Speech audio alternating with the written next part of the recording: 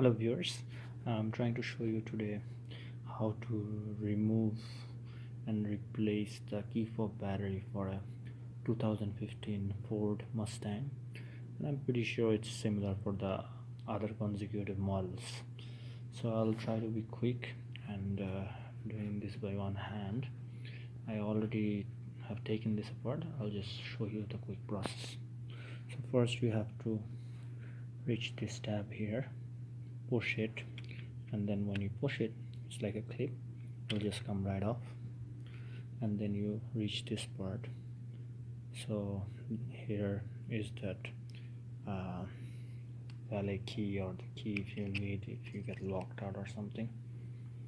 So you take that apart, then you will see the on this side it's held by this two tab here, so it will come up easily when you try to pry it off from this end. Use a small coin, preferably a nickel or a penny, but you can use a dime as well. I'm using a dime.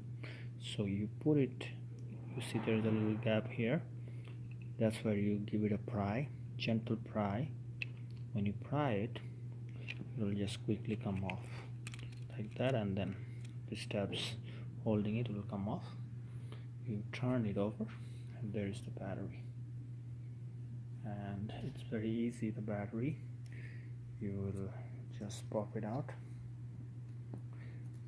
and the battery is CR 2025.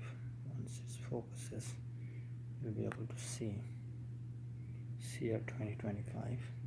It's written on it, and then you just put the new battery in and simply put it back together. Don't worry about removing this. This is the chip actual electrical part. You can take it off and clean it up if it's dirty or dusty. Okay, thanks for watching.